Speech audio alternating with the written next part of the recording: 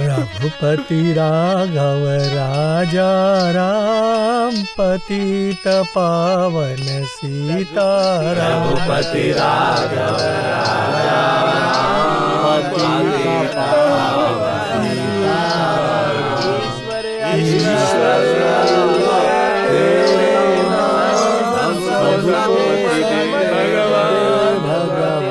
रघुपति राघव राजा राम पतित पावन सीताराम। गांधी जी सच्चाई के विषय में बात करते समय एक जगह बोले रहे, हमार लड़ाई के हथियार चाकू या तलवार नहीं, सत्य बा, ओकरे हमेशा जीत होखेला। रउआ लोग के कुछ और पूछे के बा? साहब बोला। नाश्ता कब मिली साहब?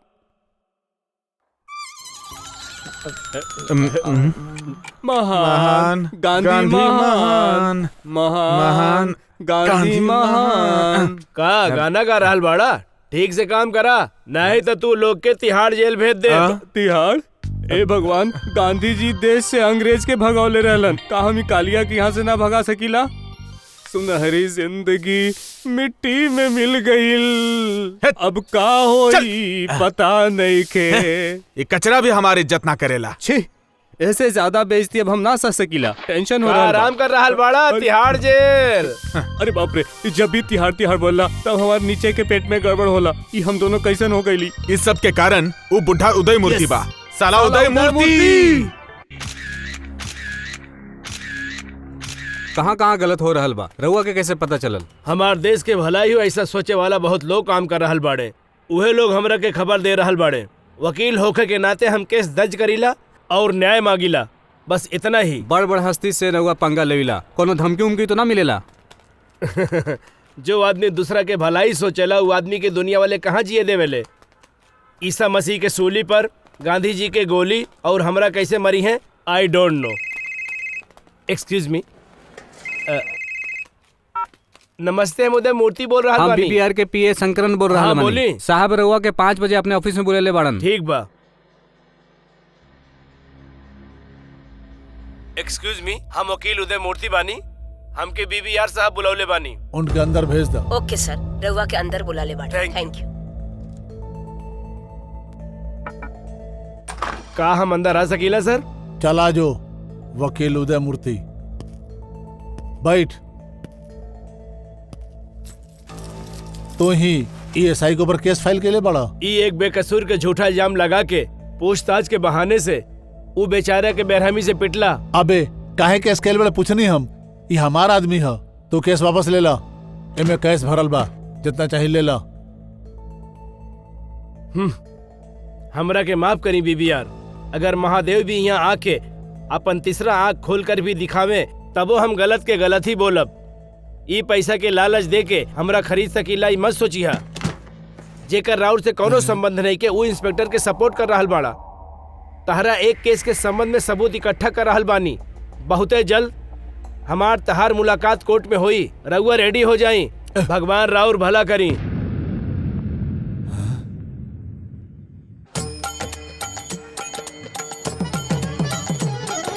गांधी के जैसन महान केहू नाही, गांधी के जैसन महान केहू नाही।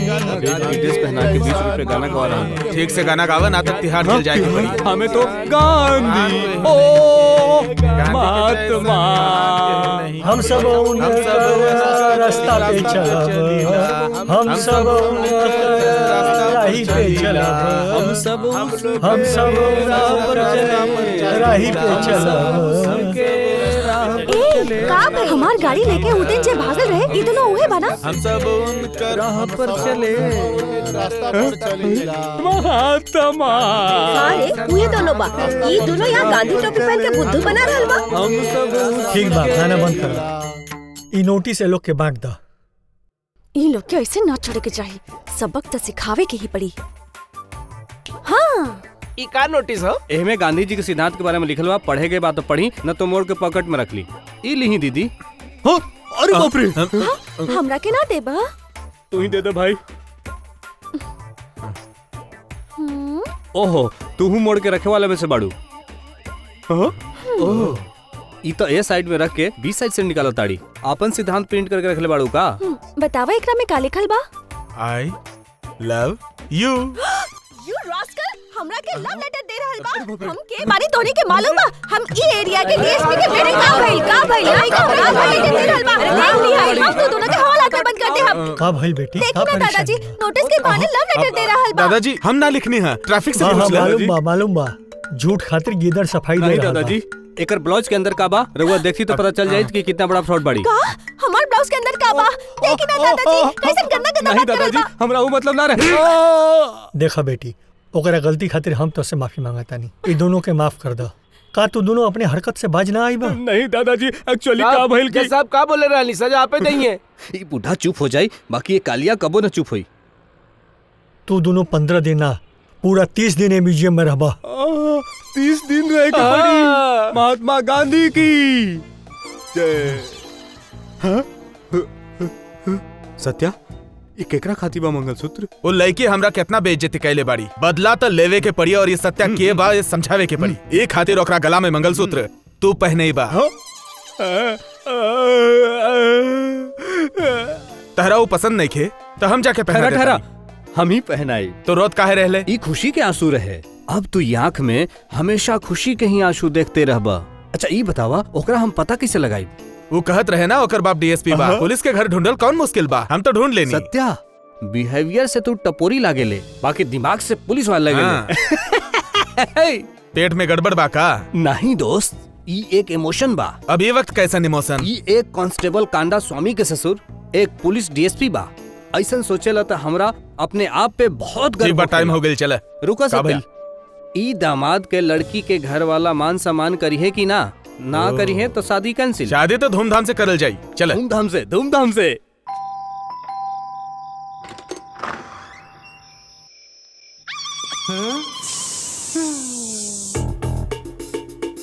सक्सेस।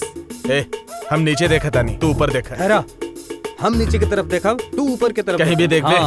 3 बजे निकल जाई तबे हमनी को जब पहुंचल जाई। सवेरे सवेरे बिया रख के हमनी के तकलीफ देता रहे। मीना रेडी बिया? ऊपर तैयार हो रहल बाड़ी। एक्सक्यूज मी, सुबह सुबह रोआ के घर में शादी होखे बा, मालूम है रोआ के? अरे तू क्या वो हुआ? तो बाद में बताई, पहले जीप तो बंद कर सासू जी। तू अंदर कैसे आइला? कैसे ऐसे सासू जी? अरे छोड़ो हमरा, छोड़ो, पकड़ लेनी, पकड़ लेनी, छोड़ो हमरा, पकड़ लेनी। छोड़ो, छोड़ो, पुलिस, छोड़ो, अरे छोड़ो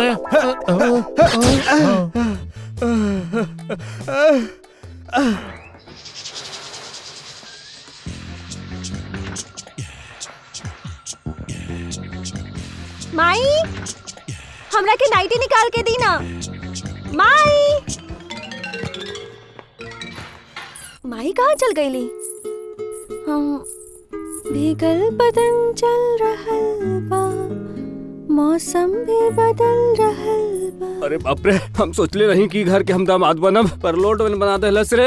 अरे सत्या, तू कहाँ बाड़े? एकरा से पहले हम अंतिम सांस ली, एकरा से पहले ये पहाड़ के हटावा हमरा ऊपर से। अरे सत्या, टन टन मीना, तो सच्चों में सुपर आइटम बाड़ू। तरह के पावे वाला कौन होए? बड़ी मुश्किल से एकरा जमीन पे ले ले बानी। अभी गेंडा के अपने ऊपर से कैसे हटाए? अरे 5-6 आदमी का खाना ही अकेले ही खा जात होई। ये पूरा शहर में ऐसन कौन मरद नहीं खे जे तोहर आग के बुझा सके। तोहर आगे के फिकर का, पीछे के फिकर का। अरे बाप रे, पहुंच गली, पहुंच गली। उठ गेंडा, अबे उठ, उठ गेंडा। अरे हमार रानी रेडी हो गई का? तू रानी बाजू वाली के साथ भाग गई बाड़ी। अब तू गेंडा सो जा यहाँ चुपचाप। सजना है मुझे, सजना के लिए सजना है।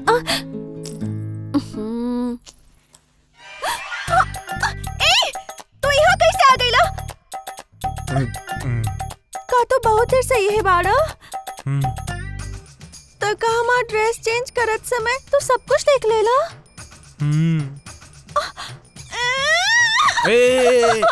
चिल्ला मत, चिल्ला मत। रंगा स्वामी, कहने, रंगा स्वामी। कहने, कहने। ए, इधर आव, जल्दी आव ना। हमारा हलवा नहीं, हमैनी पंडित के बुलावा जल्दी से। आ गई हम आ गई। अबे करा ना।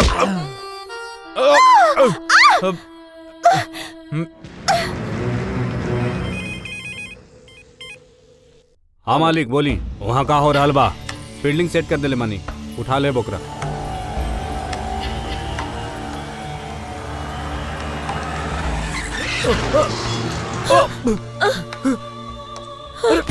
चलो भगा। अरे कहाँ भाई? अरे रहो बताई तो सही।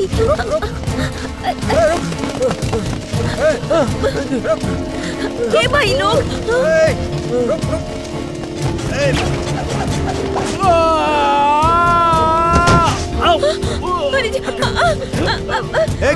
छोड़ा हमरा के। अरे छोड़ा उनकरा कुछ मत करा। छोड़ा हमरा के।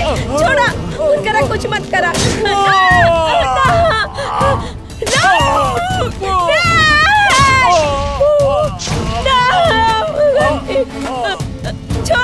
छोड़ा हमरा के। हे भगवानी का हो गई। अरे क्यों हमार मदद करा। अरे सत्य के परीक्षा यही मदुरई नगरी में भइल रहे। गांधी जी के चेला किसानी के काम करत रहले, कपड़ा ना पहने के शपथ ले ले, शर्ट पहनल त्याग देहले। महात्मा गांधी रंगा स्वामी, तहार चेहरा ढल काहे लागता? दिलावे खातिर का ना कइले। मंगलसूत्र पहनावे के ले गईला और हमरे नाक काट देला। अब तो ई बूढ़ा के तरह हो गइल बा हमार नाक। सामने दीवार रहे तू ना देखला? हाँ बे, तोरा आइटम हमारा खातिर पट्टी। अब हमार मजाक उड़ाता रे। बुड्ढे बीच में खड़ा होके का बेचा तारा तू? ये हारमोनियम कितना के? हारमोनियम बेचे खातिर नहीं खे, ई खरीद ला। सत्य के परीक्षा। इतना परीक्षा होता है क्या कम बा? क्या पैसा दे के खरीदे के पड़ी? का बात बा, मदुरई में तो बोले के अंदाज ही कुछ और बा। किताब बेचे खातिर ई ढोलक आई हारमोनियम के का जरूरत बा? कभी कभी गावे के भी जरूरत पड़े। ओ गाना भी गावेला? देखी एक गाना हमके भी सुनावा। गावा बुढ़ाऊ। ठीक बा, हम गावता नहीं। एक करेजा कहाँ जात बाड़ू, करेजा निकाल के। एक करेजा कहाँ जात बाड़ू, करेजा। अरे देखा बुढ़ाऊ के तो गुस्से नहीं खियावत। कौनो बात नहीं खे, गांधी जी के रास्ते पे सही चलता रहे। चला बुढ़ाऊ चला। जा जा जा जा जा जा। अरे बाप रे, सब लोग हमरे नाक के निशाना बनाता रे।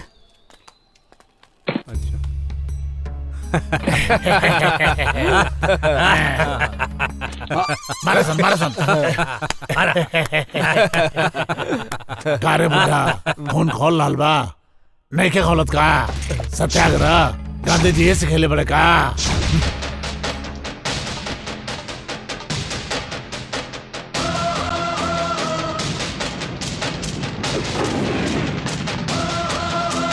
रुको, एकरा के नीचे फेंक दो।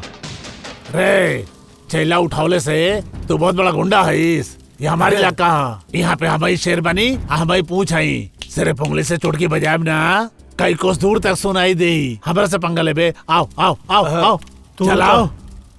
एकरा के फेंक रहल दादाजी कितना घिनौना बात करत आई।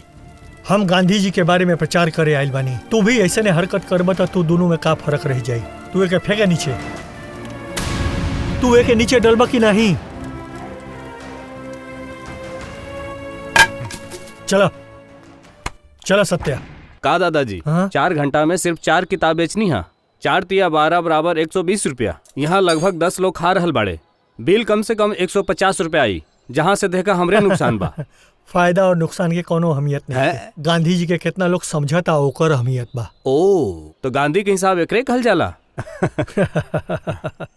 अरे तू काहे डल दिख रहल बाड़े? बिल तो बूढ़ा भरी। ना भाई, जवन बवाल कहले रहे ओकर कुछ ना कर पाई। नहीं यही से दिमाग खराब बा। तहार काहे दिमाग खराब होत बा? का मंदिर का रास्ता कुवैत में बा? 4 रास्ता के ऊपर ही तो बा। जाके 4 हाथ होने मार, तब तक एजा मेंटेन करता। हम कैसे जाएं? का बात बा, तोहार पेट में गड़बड़ होता। अरे अरे तू एजा गंदा मत करिया। कल जो बासी खाना खले रहे ना, तभी हमरा लगल कि कुछ गड़बड़ होई। जा जा जा यहाँ से जल्दी जा। दादाजी कुछ बोली ना। जा जा जा जा जा जा, आराम से हक आइए। दादाजी हम जाई तोहरा के कहे जाए के बा? ओकरा देखे खातिर। छी सब देखे के चीज है। खा काहे बे? ते हफ्ता ना दे बे। छोड़ दो।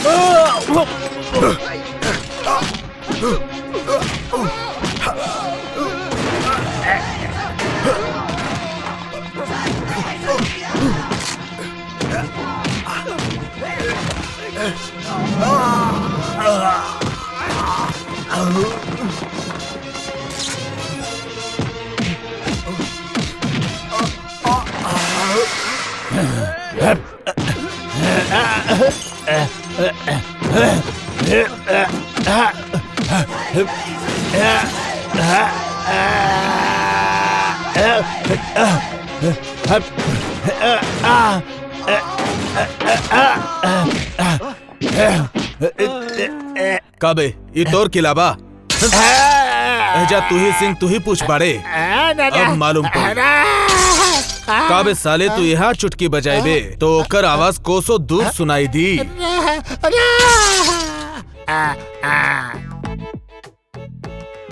का भइल सत्या? मार के हालत खराब कर देनी ना। ई का कहत अड़ा कि मार के हालत खराब कर दे। पूरा पेट खाली कर देलस। छी, काहे दादाजी? रो ई काहे सब उठ बकवास गेली? सुन के कैसे खाना खाई? दादाजी उठ गए तो तू काहे बैठल बड़े? चल तू भाग यहाँ से। हेलो बेबी यार, हम उदय मूर्ति बोला तानी। ऊपर वाला हमरा खातिर कुछ फज बाकी रख ले बानी, यही खातिर वो हमरा के जिंदा रख ले बा। बहुते जल्द हम तारा से कोर्ट में मिलब। भगवान तोहार भला करे।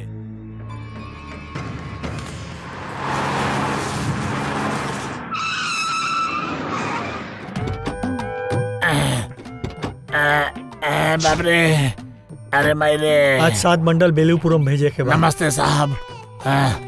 का भइल इतना पट्टी काहे बदले बाड़ा? हम राउर मजाक उड़े नहीं, भगवान हमनी के सही सजा दे देले हैं। हमनी कार से जातर निसन, पेड़ से टकरा गई निसन, हमनी के माफ कर अरे दी रे, सर। ई बात कहे खातिर ओकरा हाँ खातिर नहीं नहीं। किया, हमनी के सत्य के परीक्षा किताब दी, 4-4 को दी सर। 4-4 किताब का है, एक के लिए एक आप जान पहचान में हमनी के बांट दे हमसन सर, तभी हमनी के पाप कुछ कम हुई। ले ला, हम चलता नहीं सर। महात्मा गांधी की जय, महात्मा गांधी की जय। नमस्ते भैया, महात्मा गांधी की, महात्मा गांधी की जय। तू ये लोग के मारे के चाहत रहला ना, भगवान ये लोग के दंड दे देहले, ये लोग माफी मांगे आई रहे। ठीक बा, कुछ अच्छा भइल तो ठीक बा। भगवान हमेशा अच्छा लोग के साथ देवेले, मगर तू दोनों नालायक के साथ ना दादाजी देना। रउआ बहुत ज्यादा बोलता नहीं। हाँ? दंड वाला भगवान नहीं, शायद सत्या रहे। हाँ? एकरे हाथ से मार खा के माफी मांगलस और किताब भी खरीदलस। तू ये सब काहे बोले ताड़ा? तू चुप रहा, सच्चाई तो मालूम पड़ेगा चाहिए ना। आज हमारे देश के कंडीशन का बा, ये बूढ़ा के मालूम पड़ेगा चाहिए ना। ये सब थोड़ा ओवर कर रहा चुप है। रहा। सत्या, का तू वो लोग के मरले बाड़ा? का तू मरले बाड़ा? हाँ मरले बानी, और किताब ना खरीदते तो औरों मारती। यही खातिर वो किताब खरीद ले।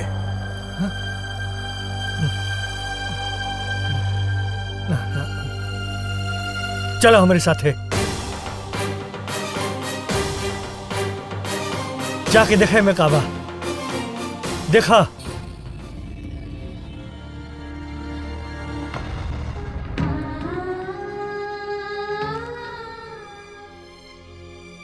देखला तोहरे मार पीट का जीत देखा। तू वो लोग के मार के धमकौला एक खातिर हमरा जगह से निकलते ही किताब के कचरा पेटी में डाल देहलस। अगर ये प्यार से बोल के समझौले रहता तो ये किताब के वो लोग संभाल के रखले रही, थोड़ा बहुत पढ़े के कोशिश कैले रहते। तोहरे मार पीट का सबक 400 मीटर दूरी तक ना गई, बाकी अंग्रेजन के 4000 किलोमीटर दूर तक भगौले रहले हमार गांधी जी।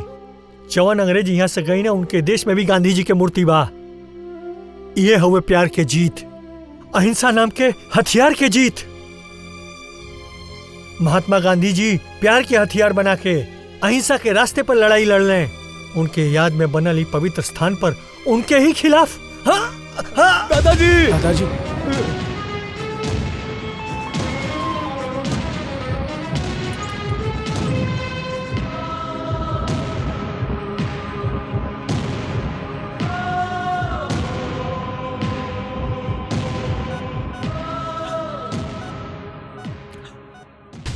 नो प्रॉब्लम, 10 दिन में ठीक हो जाए। सत्या, डॉक्टर बोलस ना कुछ ना हुई। ना यार, अगर उनका के कुछ हो जाए तब हम जिंदगी भर चैन से ना रह पाते। कहे सच्चाई बता देले, हमरो अंदर से तकलीफ होता, पर का करी, एकर कारण तो हम ही बानी ना। सुना, उनका इच्छा काबा गांधी जी के सिद्धांत लोगों तक पहुंचावे हाँ के। भाई। और 10 दिन लगे ना डिस्चार्ज होए खातिर। हाँ। तब तक हम पहुंचा देब। ए, इतना जल्दी फैल जाए कोनो चिकनगुनिया बीमारी बा? ई महात्मा गांधी के सिद्धांत बा। कल देखी है पूरे मदुराई में गांधी जी कैसे फैले ले।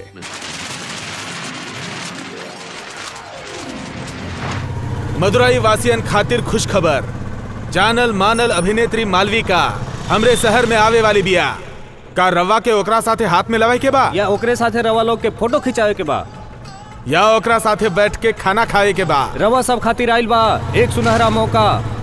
मदुराई महानगर में स्थित गांधी म्यूजियम के भ्रमण करने वाला में से लॉटरी द्वारा प्रतिनिधि 10 चुनल जाइ हैं और ये लोग मालविका के साथ हिला सकेले और वो 10 लोग मालविका के साथ हाथ मिला सकेले और फोटो भी खिंचवा सकेले। गांधी जी के लिखल सत्य के परीक्षा किताब से पूछल जाला सवाल के सही जवाब देवे वाला के मालविका के साथे बैठ के खाना खावे के मौका मिली।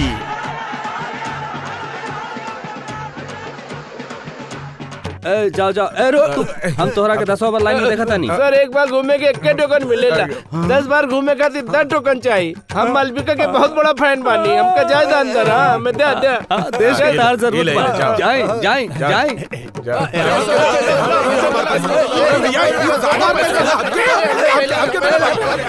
हटा हटा, बुक सब खत्म हो गई सर। हमारी किस्मत खराब बा। नमस्कार मदुरई महानगर के वासी, जवान लोग, खतरनाक शेरों का सब लोग रेडी बाड़ा? हाँ, केहू बाजू में ना देखी ना कोई नकल करी। हम अब तोहरा लोग से सत्य की परीक्षा की किताब से सवाल पूछब, अरवा लोग ओकर जवाब लिखब। तो सवाल पूछी। एगो सवाल पूछे के बा। देखा, हमनी के खाली सवाले पूछे आवेला और तू हमरे सवाल पूछल चाहता रहा, उ ठीक बा? का तोहरे कपार पे कोनो पान पर खा के थूक ले बा? गला में बड़का घंटा छूट रहल बा? पैंट खाली पौना बा, बाकी के कहाँ बा? और एकदम सर्कस के जोकर के तरह लगतड़ा। पैंट के बटन बंद कर साले चड्डी के पट्टी दिखाई देता। पट्टी दिखावल फैशन बा। तू हमरा से कुछ पूछल चाहता रहा ना? मालविका के जरूर देख सकीला ना? जरूर। का तू मालविका के पीछे पागल बाड़ा? का सर हुआ, का पूछ देली? ओकरा देखे के खातिर हम अपन बाबूजी के कार बेच देली। उहे पैसा से चेन्नई जाके मालविका के देख के आईनी सर। का बात बा? तू इतना पागल बाड़ा? हाँ। सत्य के परीक्षा ठीक से पढ़ ले बाड़ा ना? पन्ना से पन्ना याद बा सर। अरे तू कैसे लिख सकेला? तहार तो 2 उंगली कम बा। फैशन बा सर, फैशन। फैशन बा? ठीक बा ठीक बा ठीक बा। तोहार नाम का बा? त्रिपुरम कुंडरम आर्मुगम विकास। ई का बा? एक एक्स्ट्रा बी का? बाला विकास। अच्छा ठीक बा, तहार माँ के बी का।